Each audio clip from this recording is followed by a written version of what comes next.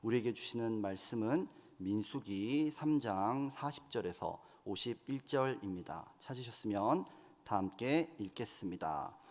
여호와께서 또 모세에게 이르시되 이스라엘 자손의 처음 태어난 남자를 1개월 이상으로 다 계수하여 그 명수를 기록하라. 나는 여호와라. 이스라엘 자손 중 모든 처음 태어난 자 대신에 레위인을 내게 돌리고 또 이스라엘 가족 자손의 가축 중 모든 처음 태어난 것 대신에 레위인의 가축을 내게 돌리라. 모세가 여호와께서 자기에게 명령하신 대로 이스라엘 자손 중 모든 처음 태어난 자를 계수하니 1개월 이상으로 계수된 처음 태어난 남자의 총계는 22,273명이었더라.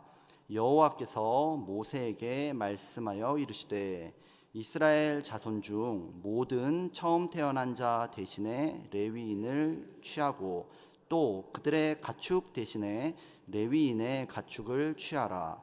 레위인은 내 것이라. 나는 여호와니라.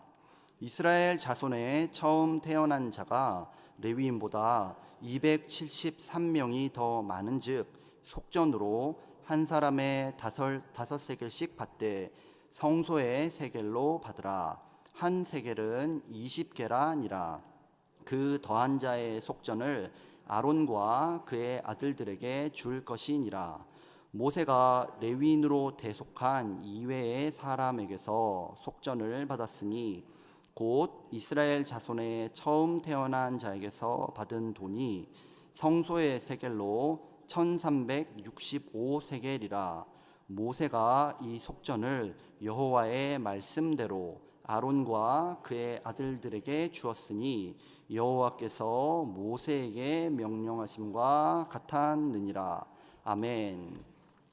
오늘 본문은 이스라엘 사람들 가운데 레위 지파의 사람들, 즉 레위인들이 하나님의 것이며 이스라엘의 장자의 역할을 대신한다, 이렇게 말씀하고 있습니다. 현재 이스라엘은요, 가나안 정복 전쟁을 앞두고 싸움에 나갈 남자의 숫자를 조사하고 있습니다. 쉽게 말하면 군 입대 영장이 발부되고 징병과 소집이 시작된 것입니다. 그런데 이 와중에 레위인들은 군 입대 면제 판정을 받습니다.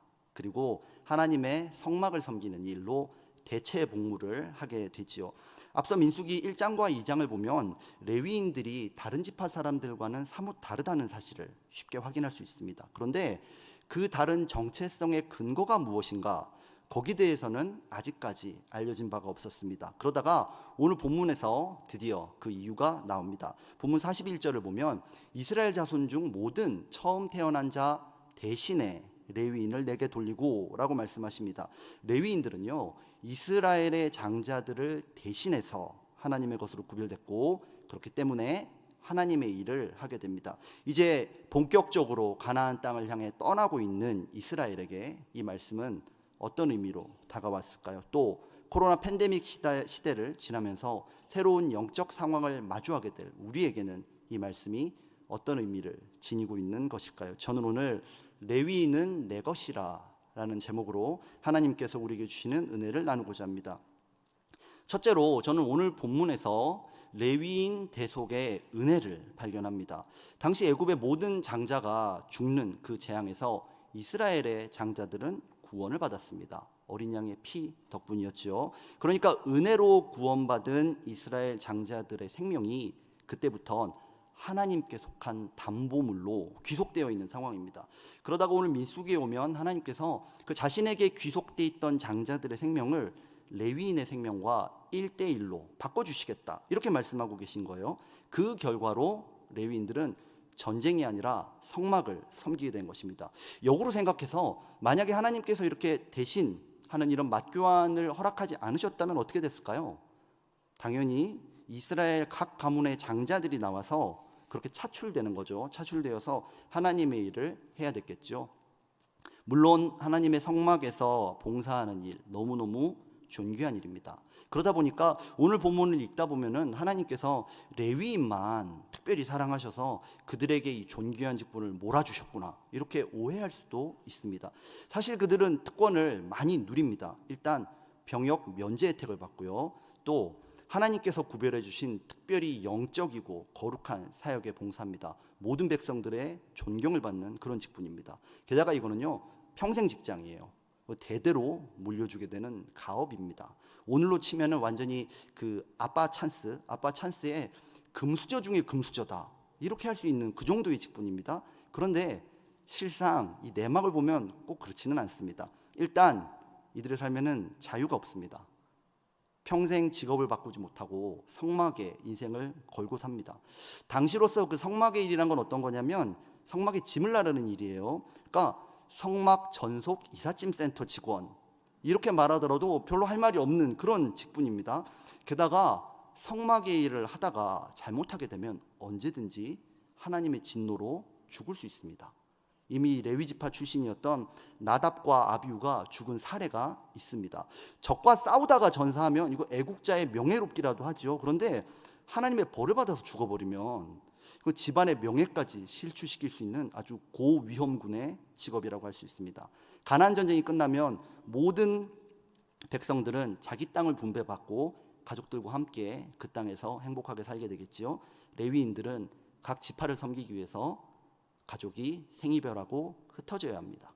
그리고 백성들에게 경제적으로 의존해서 살아내야만 합니다. 그래서 신명기 14장에 보면 레위인을 이렇게 설명하는데요, 고향 떠난 방랑자, 부모 없는 고아, 남편 잃은 여성과 함께 4대 경제적 약자, 여기 레위인이 들어갑니다. 이쯤 되면은 저 레위인 때문에 우리 귀한 장자에게 주어져야 했던 거룩한 직분을 뺏겼구나, 이런 생각이 거의 안 나올 것 같아요. 그죠? 오히려 안도의 한숨을 쉴 것 같습니다. 레위인들은요, 이스라엘의 장자를 대신해서 희생하고 있는 것입니다.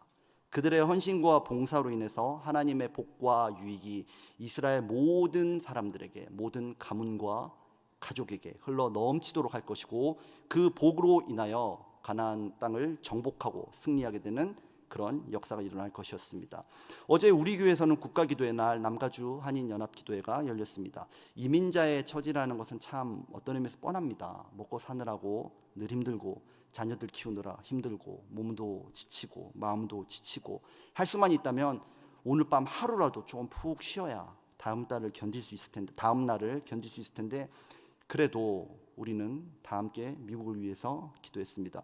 분명히 보면 이민자인 우리가 경제적으로, 사회적으로, 문화적으로 약자입니다. 약자. 그런데 기도하는 순간만큼은 우리 모두가 하나님의 레위인과 같은 영적 강자인 줄 믿습니다. 우리가 이 시대를 책임지는 하나님의 레위인이 되어서 국가를 위해 기도할 수 있다. 얼마나 영광스러운 직분입니까? 또 우리가 우리만 기도할 뿐 아니라 남가주에서 기도하고자 하는 모든 분들과 함께 기도하는 이 일에 우리 교회가 앞장서서 섬길 수 있다는 것, 너무나 거룩하고 영광된 직분인 줄 믿습니다. 이스라엘과 가나안 전쟁의 승리는요, 그들이 얼마나 전쟁을 많이 연습했느냐, 얼마나 몸짱이 되어 있느냐, 그것에 달려있지 않고요, 그들의 장자격인 레위인이 얼마나 하나님을 잘 섬겨서 그 하나님의 복이 이스라엘 각 가문에 넘치도록 하느냐, 거기 달려 있습니다. 기도하는 레위인이 있는 국가 망하지 않습니다. 기도하는 레위인이 있는 교회와 사업, 가정, 레위인의 자녀 망하지 않고 반드시 살아나는 줄 믿습니다. 우리 각 가정이 레위인의 가정이 될 줄 믿습니다. 그런데요, 오늘 본문을 보면 문제가 하나 발생합니다. 바로 레위인의 숫자가 모자란 것입니다. 이게 레위인들이 정말 중요한 일을 해줘야 되는데 그 숫자가 모자라 버린 거예요. 따라서 저는 둘째로 이 레위인 대속에 어떤 좀 불충분한 어떤 그런 것이 있지는 않았는가 질문해보지 않을 수 없습니다. 민수기 3장 42절에서 43절을 보면요, 이스라엘의 장자 수가 22,273명입니다. 그런데 민수기 3장 39절에 보면 레위인 전체 남자의 수가 22,000명입니다. 이스라엘의 모든 장자를 대속하기에 레위인의 남자 수가 273명이 부족합니다. 이제 이 273명의 장자와 그들이 대표하고 있는 그들의 가문은 하나님 앞에 중대한 문제에 부딪히게 되었습니다. 이들은 가나안 전쟁을 앞둔 상황에서 하나님의 은혜로부터 소외되고요. 이제 결국 하나님의 돌보심과는 상관없는 그런 신세가 되어버릴 그런 상황이죠. 그런데 그때 하나님께서는 속전, 생명의 속전, 즉 돈을 바침으로써 그 은혜가 유지되도록 해주십니다. 여기서 저는 한 가지를 하나님께 질문해 보고자 합니다. 하나님은 레위인의 숫자가 불충분하다는 것을 모르셨을까요? 그럴 리는 없습니다. 왜냐하면 전지하시기 때문이죠. 그런데 이거 전지하지 않더라도 알 수 있는 상황입니다. 왜냐하면 그때는 이미 인구 통계가 거의 끝나 있는 상황이었어요. 그러니까 하나님께서 레위인과 장자를 맞교환하겠다 이렇게 말씀하셨을 때 건강한 지성을 가진 사람이라면 누구라도 숫자 모자란데? 이런 생각을 하게 돼 있습니다. 이것이 정말 하나님의 계산 실수일까요? 이스라엘 12지파의 수를 세보면요, 20세 이상의 남자의 수가 가장 많은 지파가 유다 지파입니다. 74,600명이나 됩니다. 가장 작은 지파인 므낫세도 32,200명은 됩니다. 상식적으로 생각할 때 가장 작은 므낫세 지파 하나만으로도 대속한다 이렇게 했을 때 숫자가 남아돌 겁니다. 근데 하나님은 이 통계를 누구보다 잘 알고 계실 텐데도 왜 굳이 레위 지파를 뽑으셨을까요?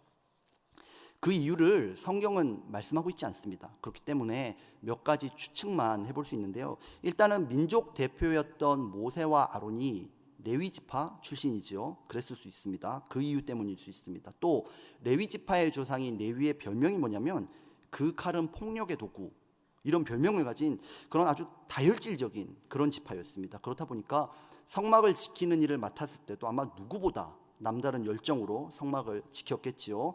아니면 레위 지파가 아론의 금송아지에 반대하면서 헌신했던 그 사건을 하나님께서 기억하고 계신 것일 수도 있습니다.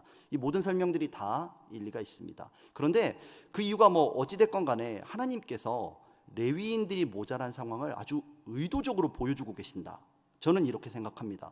하나님께서는 레위인으로 대속받지 못하는 273명을 통해서 레위인 대속이 얼마나 불충분한가 이것을 보여주고 계십니다. 그러니까 속전이라는 제2의 방법, 대체 수단을 사용하신 것 아니겠습니까? 오늘 본문을 보면 한 명의 장자당 5세겔로 해서 총 273명이니까요. 1365세겔을 성전에 성막에 드림으로써 아주 극적으로 이 문제가 봉합이 됩니다. 그런데 성경을 읽다 보면 진짜 하나님의 실수 같은 사건이 발생합니다. 이스라엘의 장자를 대속하는 일만 해도 레위인으로는 부족한 그런 문제가 생겼지요. 그런데 그 모든 사람들, 모든 이방인들, 또 심지어 여기 앉아 있는 여러분과 우리 모두를 대속하려면 얼마나 많은 레위인이 필요할까요? 하나님께는 레위인보다 더 나은, 더 완벽한 대속물이 필요했습니다. 그래서 하나님은 자신의 장자, 자신의 독생자를 내어 놓으셨습니다. 하나님은요, 그 아들의 생명이 죄인들의 손에, 아니 저와 여러분의 손에 고작 은 30세겔에 팔려가는 것을 보고만 계셨습니다.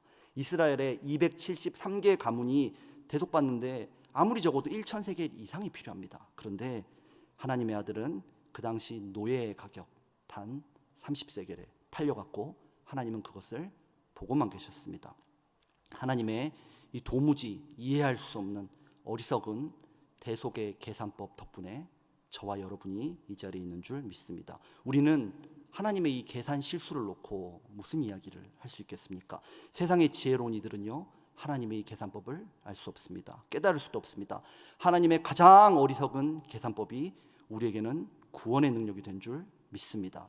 이스라엘 사람들은 가나안 전쟁을 앞두고 모자란 레위인의 숫자를 채우려고 속전을 내야 했지요. 그러나 우리는 모든 인류를 단번에 구원하고도 남는 하나님의 아들이 있습니다. 죽은 자도 살리고요, 없는 것도 있는 것처럼 부르시고 우리 모든 기도에 응답하시고 능치 못함이 없으신 바로 그 하나님의 아들이 우리의 속전이 되어주셨기 때문입니다. 인간의 공로 필요 없습니다. 돈, 속전 필요 없습니다. 왜냐하면 그 보혈은 돈으로도 능력으로도 여러분들의 헌신, 심지어 여러분의 생명으로도 살 수 없는 일방적인 하나님의 은혜이기 때문에 그렇습니다.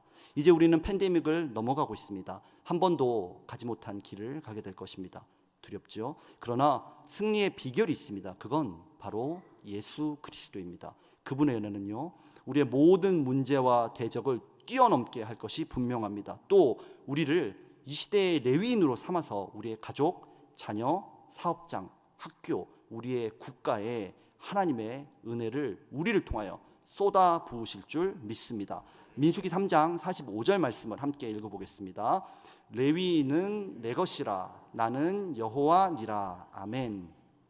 레위인의 소유주인 하나님께서 자신의 이름으로 그 소유권을 보증하고 계십니다. 오늘 하루 우리가 이 땅에서 살아갈 때 하나님께서 예수님의 이름을 우리에게 쾅쾅 도장으로 찍으시면서 너는 내 것이다, 나는 여호와니라, 이렇게 보증하시는 승리의 삶을 살게 되기를, 우리가 그런 승리자 되기를 예수님의 이름으로 기도합니다. 아멘. 다 함께 기도하겠습니다. 주님 감사합니다. 우리를 사랑하셔서 아들 예수님을 보내주시고 그 예수님을 통해 우리를 하나님의 것으로 보증하여 주시니 감사합니다. 하나님의 어리석은 계산법이 우리에게는 구원의 능력이 된 줄 믿습니다. 하나님께서 먼저 우리를 사랑하셔서 선택해 주셨는데 이제는 우리가 이 땅에 선교지에 복음이 필요한 곳곳에, 나의 가정과 사업, 학교와 우리의 다음 세대, 우리의 발이 닿는 모든 곳에 하나님의 복이 넘쳐 흐르게 하는 영적 레위인이 되게 하여 주시옵소서. 오늘도 우리의 주인 되시고 우리의 소유권을 보증하시는 우리 하나님의 승리가 삶에 넘쳐날 줄 믿습니다. 모든 것에 감사드리며 예수님의 이름으로 기도합니다. 아멘.